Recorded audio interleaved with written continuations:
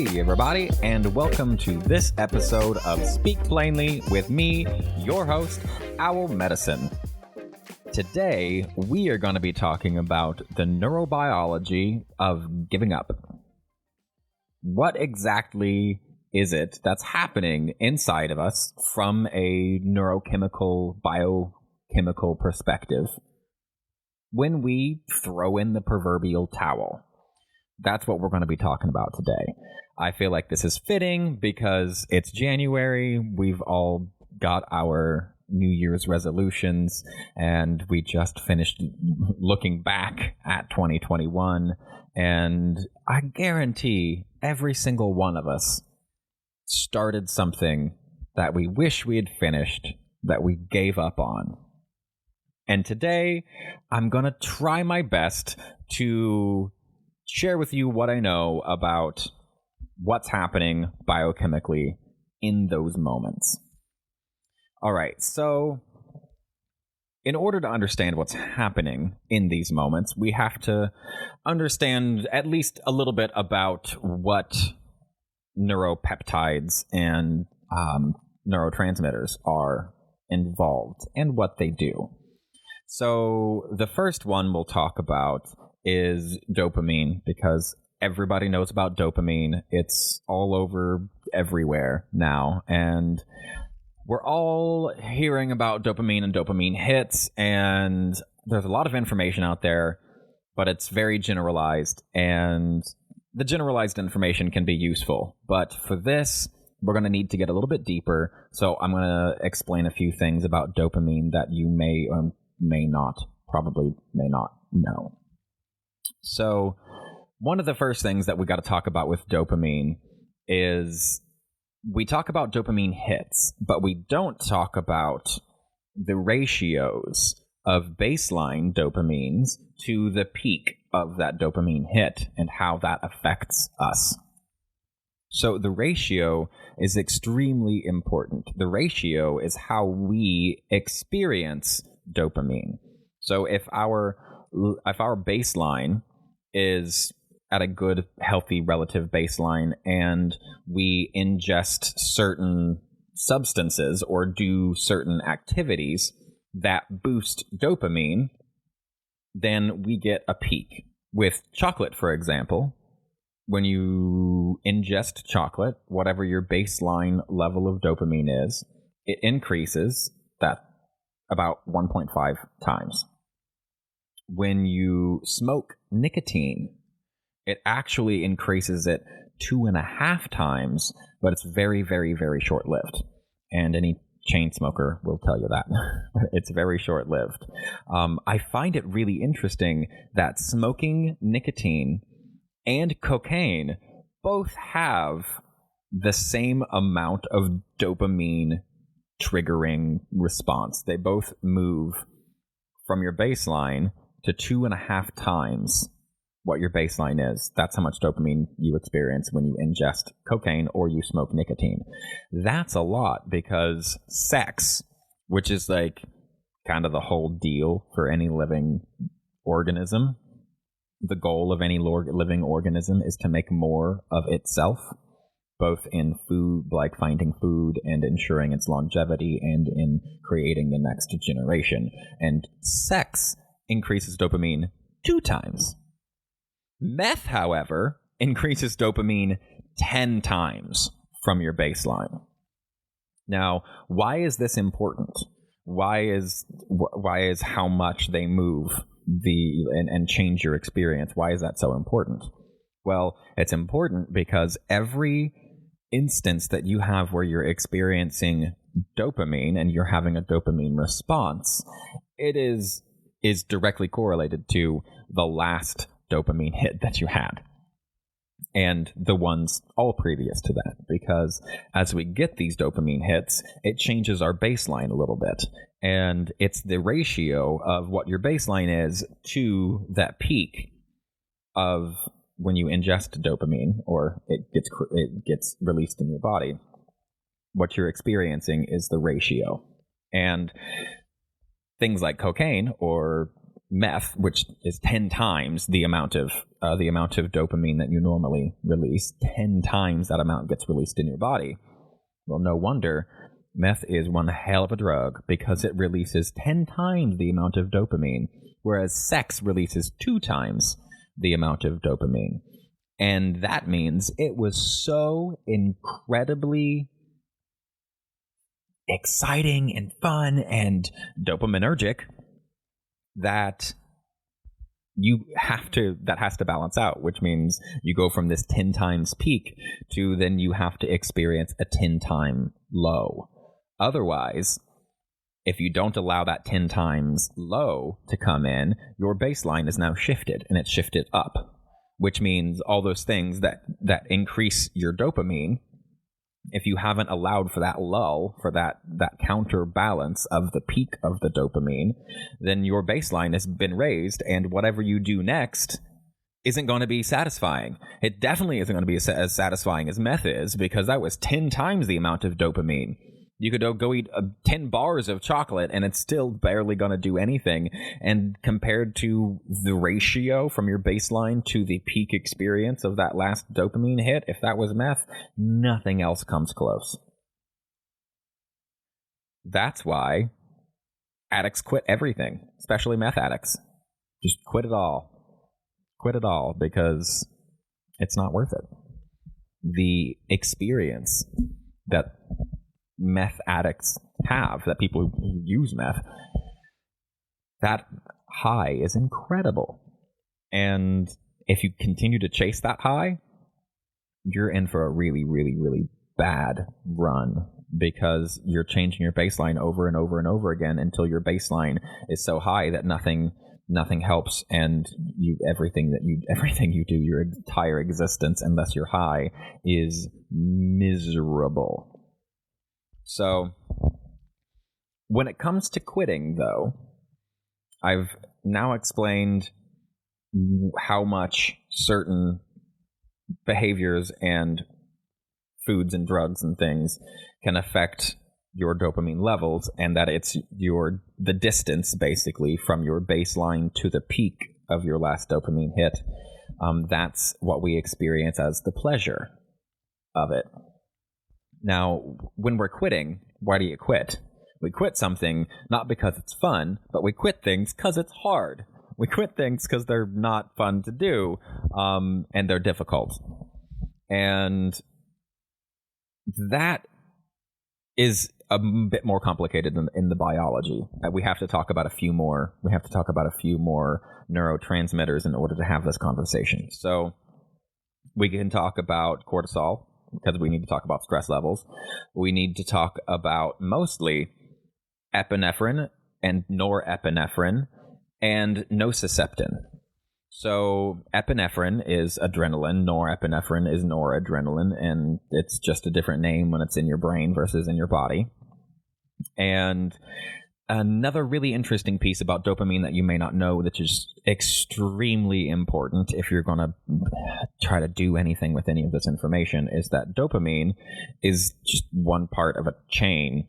When you ingest dopamine gets transferred into norepinephrine and then eventually into epinephrine, which is adrenaline, which is why dopamine is this craving thing, and it's also very exciting. It's extremely exciting because dopamine is always, always, always, always released with glutamate.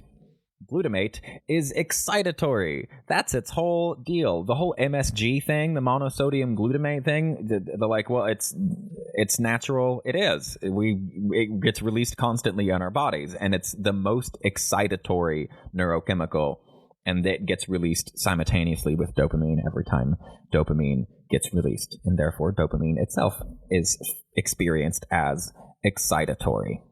Epinephrine is adrenaline, and norepinephrine, noradrenaline. Epinephrine is associated with adrenaline things, right? We're running, we're going, we're doing stuff. It's very energizing, and we want to get things done. And norepinephrine is associated with pain. And the nociceptors, and nociceptin, which we're going to talk about, is pain receptors. Nociceptors are receptors for pain. And that's really important because doing things that are hard, things that are difficult, there is pain associated with it. We all know how painful it can be to sit down and do something that you really don't want to do, whether like just because you need to do it. So the dopamine is floating around in our bodies, and we get the dopamine from where we want to do this. We're like, I want to do this thing. This is really exciting. For me, I'm writing a book. So for me, that's my long-term goal. That's my long-term dopamine goal. But sitting down every day and writing every day is not exactly fun and is stressful and is difficult, very difficult for me in moments and on certain topics, because the book I'm writing is on trauma. So it can be very dysregulating, and it can be not very fun, and it can be quite painful, emotionally at least. So what's happening is when we get to this place of, I want to quit, the stress builds up. It builds up, we build up, and we're like, no, I got this. This is fine. And you keep working on it, and the stress builds and the stress builds and the stress builds. And eventually there's so much stress that your desire to do the work is completely overrun. The desire that you're experiencing is that dopamine. And that's the piece that everybody knows. Dopamine is all about desire.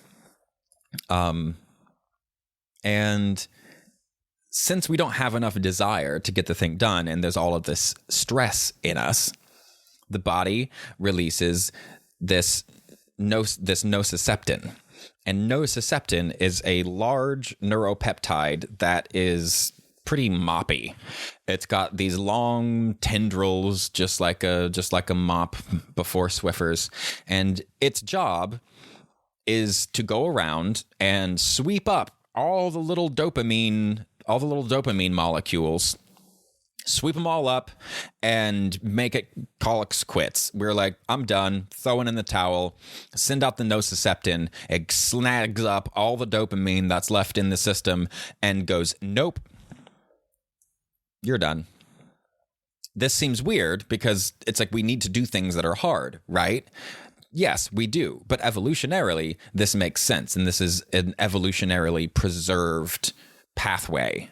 It exists in all mammals and most animals, period. These dopamine pathways do. So now you're all stressed out. You're wanting to keep working, but your central nervous system says, screw it, I'm done. It sends out the nociceptin, and that nociceptin cleans up all the dopamine that's floating around in your system. And your dopamine is your sense of desire and your anticipation for reward and all of that stuff.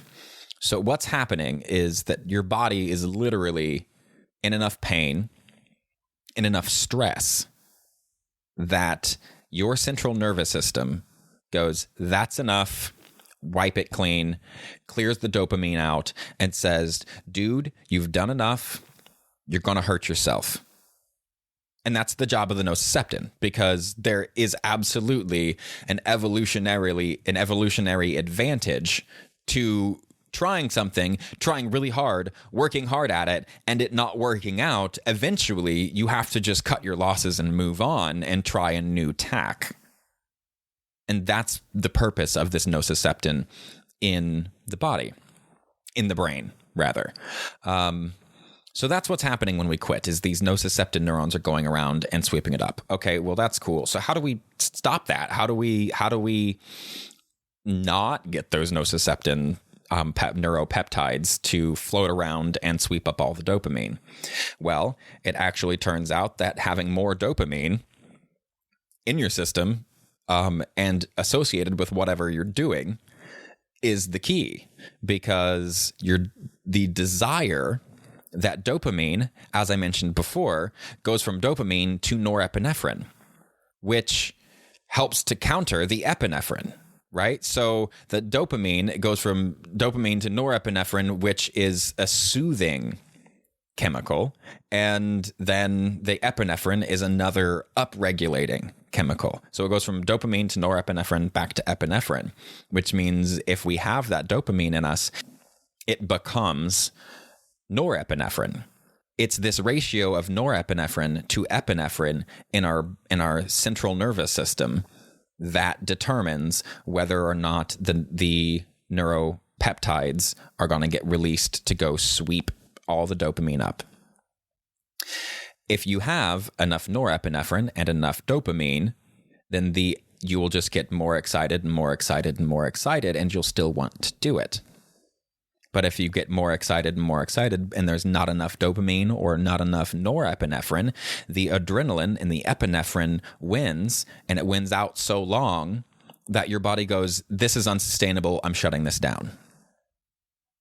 So that's it. That's the whole deal with the neurobiology of quitting. Is it's not you. You're not weak. You're not pathetic. You're not a loser. Your central nervous system said, nope, I'm not doing this anymore. It is not a failure of yours when you quit something.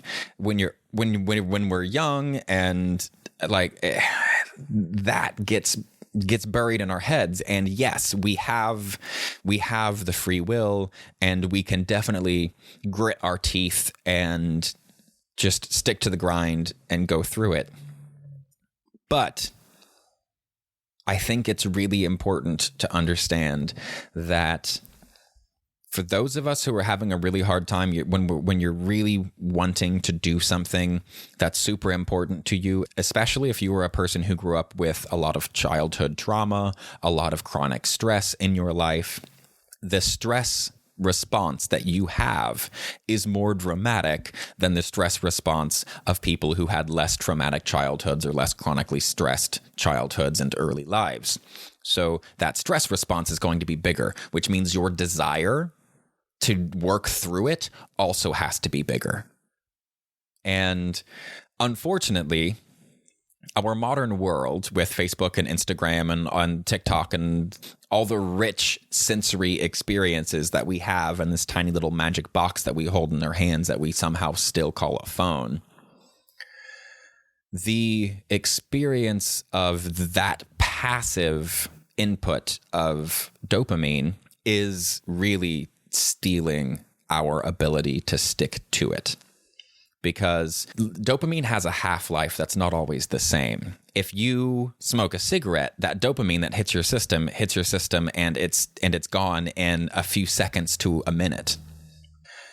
If you do cold therapy, however, and there was a study done where people did 15 degrees Celsius water, they had elevated dopamine levels even after they got out of the water. For 3 hours, they had elevated dopamine levels. The dopamine dumps that we get from social media do not last that long. And they only last a few seconds. And the dopamine that only lasts a few seconds is not going to get you through the hours of work that you need to do to, say, write a book or do whatever it is that you do.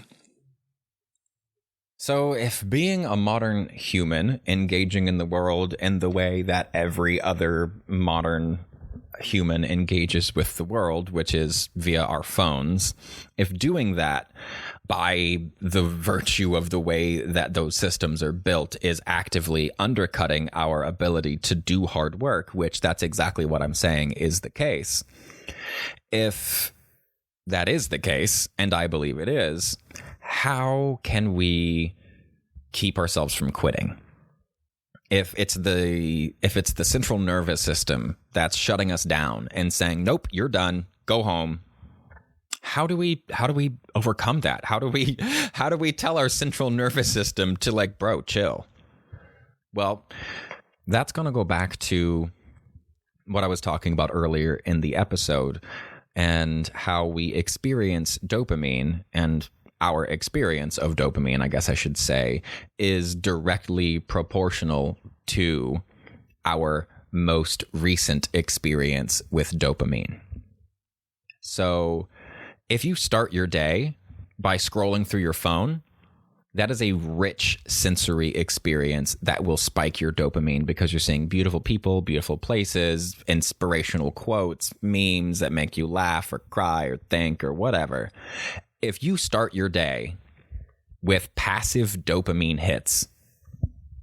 You will spend your entire day getting passive dopamine hits, because that's what dopamine does. Dopamine makes you want more dopamine. And however you got your dopamine last is how you want to get it again, because that's the way our body is built. That's the way the system is built in all of us from our hunter-gatherer ancestors. This is evolutionarily conserved, is the scientific term. So if you want to do anything throughout that day and you have work that you need to get done throughout the day, you cannot start your day with passive dopamine hits. You need to start your day with an active dopamine hit, doing something where your effort is what provided the sense of reward at the end, which is why the suggestion for a lot of like dopamine people, air quotes, is to make your bed in the morning. That's a really, really simple way for you to wake up, start your day off right, do some action, do some physical action that provides you with a sense of reward directly from your effort. That's the key. We have to tie reward back to effort. Now, if I reward myself during that effort, that's awesome, because that ties reward while I'm working. So when I have my little second cup of coffee, that's really rewarding for me. And I only do it sometimes. I only do it when I really kind of feel like I need to. And because of that, that makes me more excited to do the effort, because it happened during the effort.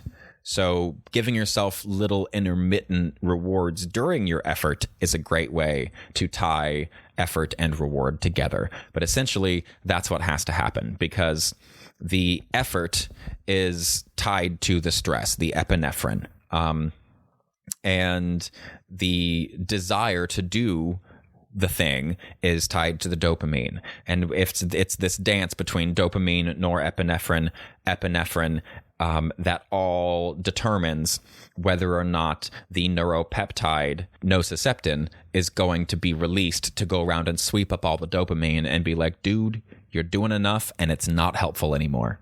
So those are a few ways that you can start to hack into your own central nervous system and control a little bit about dopamine.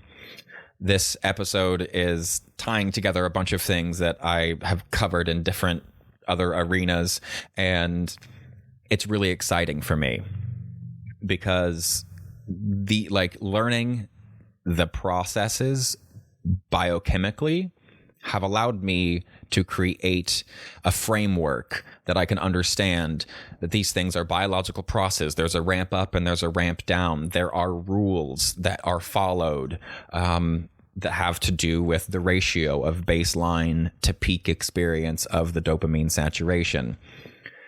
There's a lot more to this, but I wanted to cover just the basics of why we quit and how we can help ourselves to not quit in the future.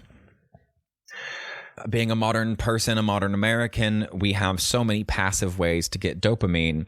And when we crave dopamine, we crave it in the way that we most recently had it. And so if you start your day with passively scrolling and getting your happies from your scrolling, then all that day you will continue to get your happies from scrolling, because biologically that's what you're predispositioned to do. And if you want to do something hard without quitting, you have to learn how to get your dopamine levels up and sustain them in vivo in the moment and in the long term in the future.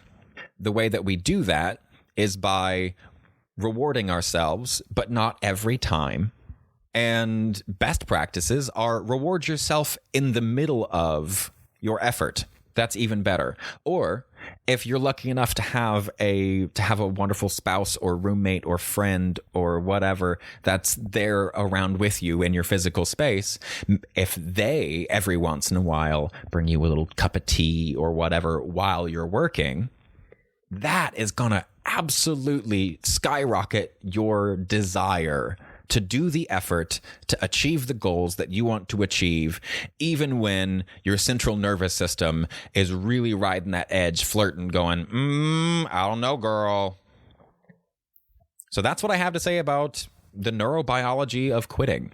And hopefully you got a little bit of information about what you can do to not quit, and you can not beat yourself up for quitting. It doesn't just mean that you're a quitter.